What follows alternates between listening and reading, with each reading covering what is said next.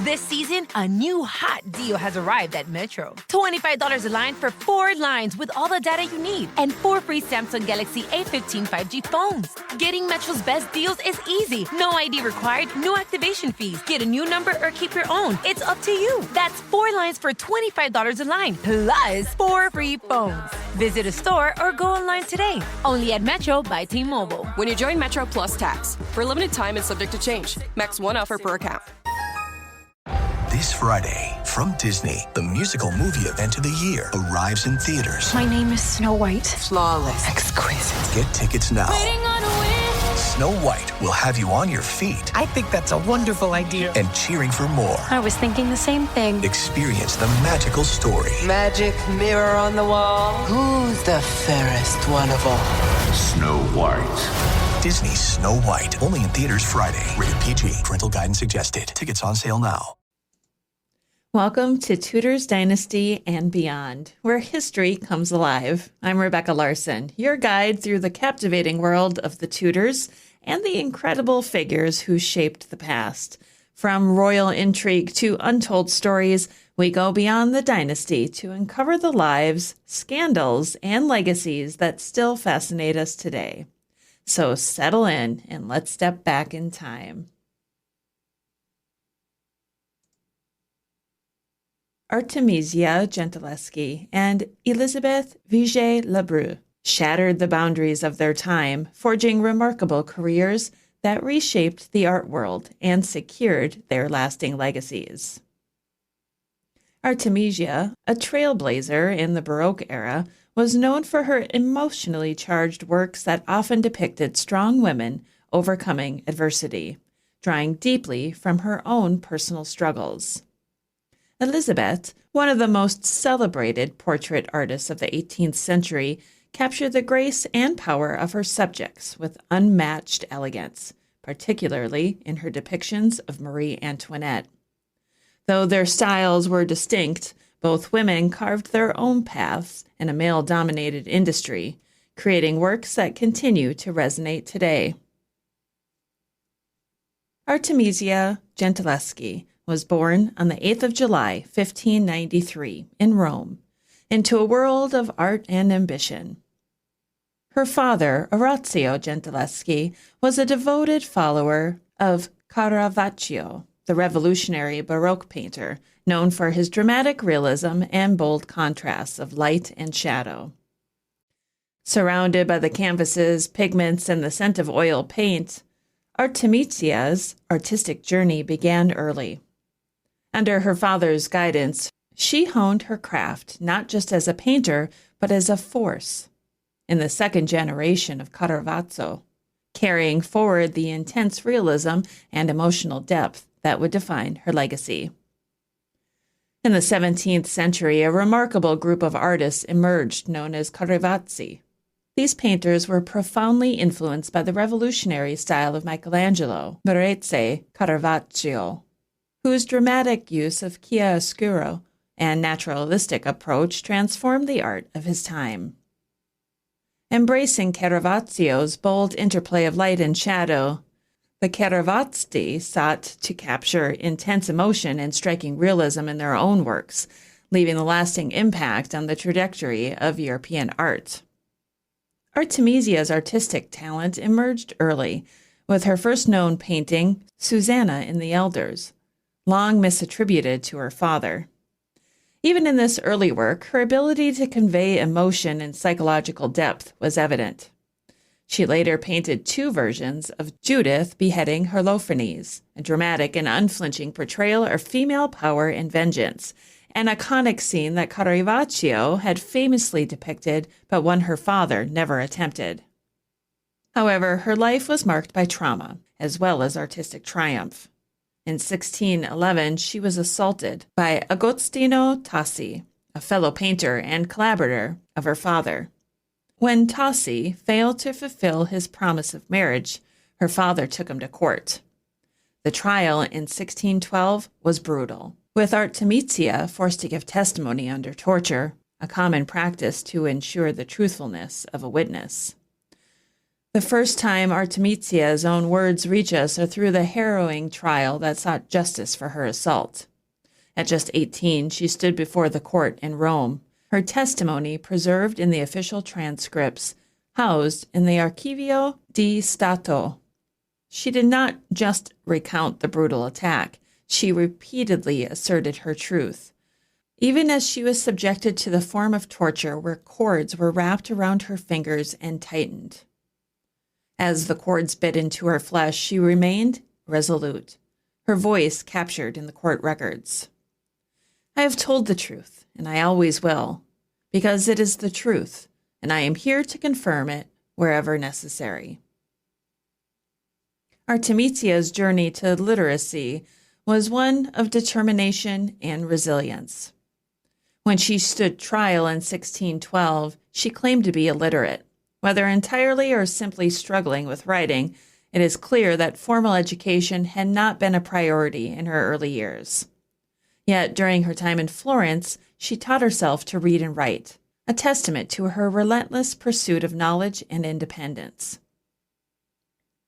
Her letters, though marked by grammatical mistakes and phonetic spellings, reveal a strong-willed, passionate woman who refused to be confined by societal limitations. Rather than diminishing her, these imperfections add to the vivid personality that emerges from her words. A woman who, despite the barriers placed before her, carved her own path and made her voice heard. Despite the ordeal, she emerged not as a victim, but as a survivor, channeling her pain into art and forging a path as one of the most powerful painters of her time. Her words, spoken in agony, yet unbroken in spirit, would echo through history, not just as a victim's plea, but as a declaration of resilience. Shortly after the trial, Artemisia married a Florentine and moved to Florence, where she became the first woman admitted to the city's prestigious Academy of Design in 1616. There, she refined her own distinct artistic style, setting herself apart from many female artists of the time by focusing on dramatic history paintings rather than still lifes or portraits. In Florence, she moved within the influential Medici court and contributed to the Casa Buonarroti frescoes honoring Michelangelo, painting Allegory of Inclination. Her work retained the dramatic lighting of Caravaggio's Tenebrism, even as her father moved away from it. With rich colors and striking compositions, Artemisia solidified her place as a bold and innovative artist.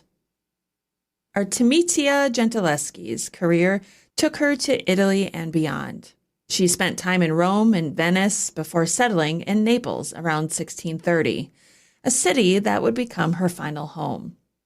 In 1638, she traveled to London, where she worked alongside her father, Orazio, at the court of King Charles I. Together, they collaborated on the ceiling paintings of the Great Hall in the Queen's House in Greenwich. After her father's death in 1639, Artemisia remained in London for several years, earning recognition for her portraits and historical paintings. Her biographer, Baldinucci, noted that she quickly surpassed her father in fame. By 1640 or 1641, she returned to Naples, where she painted multiple versions of David and Bathsheba.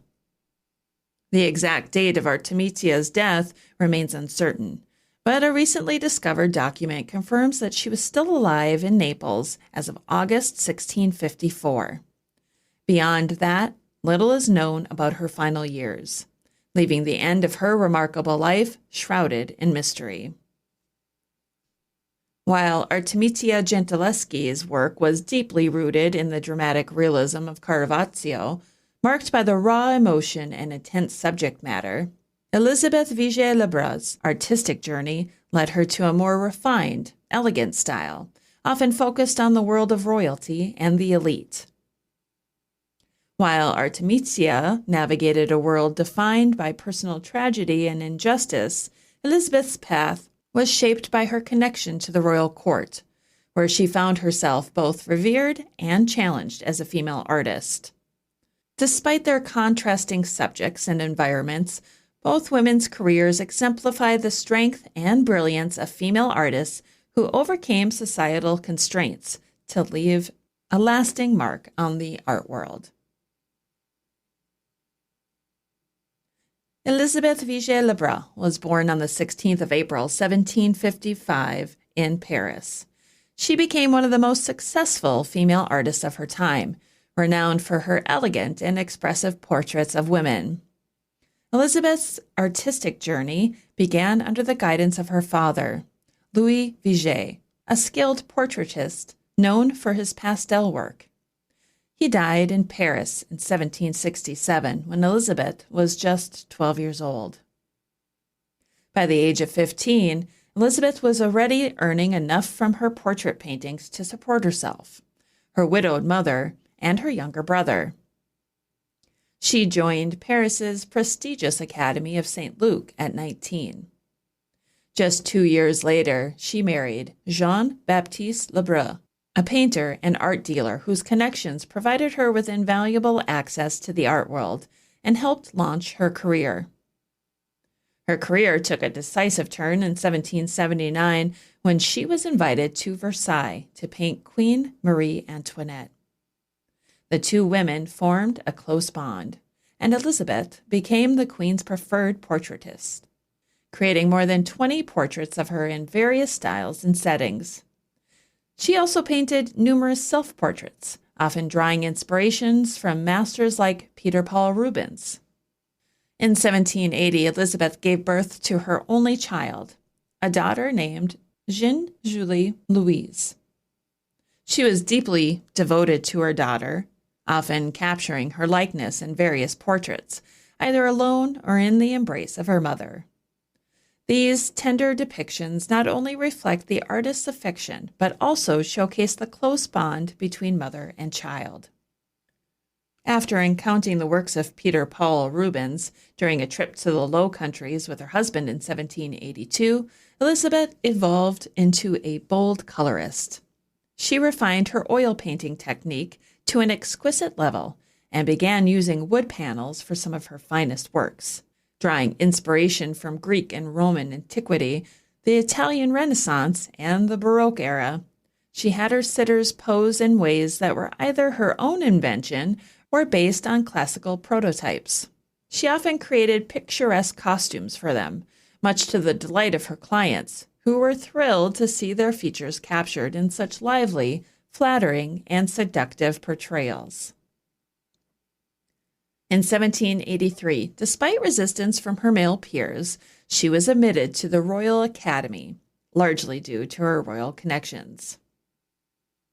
When the French Revolution broke out in 1789, Elizabeth fled France and spent the next 12 years in various European cities, including Rome, Naples, Vienna, Berlin, St. Petersburg, and Moscow.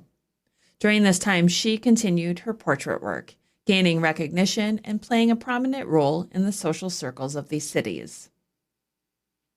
During her exile from revolutionary France in the late 1790s, Elizabeth met and befriended Varvara Nikolaevna Golivna in Russia, and Elizabeth described Golivna as a charming woman with a talent for music and art, as well as a deep love for literature. The portrait captures Golivna's lively intelligence through a spontaneous and informal pose, reflecting a sympathetic connection between the two women.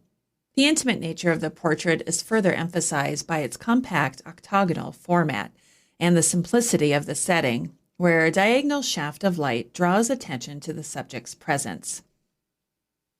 In 1801, she returned to Paris, but found the social atmosphere under Napoleon to be unappealing. She soon left for London, where she painted portraits of the royal court and even of the famous poet Lord Byron. Afterward, she traveled to Switzerland, where she painted a notable portrait of the writer Madame de Staël. Around 1810, she returned to Paris, where she continued her work until her death. The 3 volumes of Elizabeth's memoirs, titled Souvenirs, were published between 1835 and 1837. They offer a personal account of the art establishment of her time and her experiences during her years of exile from France. These writings, which include lists of her works and a short treatise on portraiture, provide fascinating insights into her glamorous and sometimes dramatic life.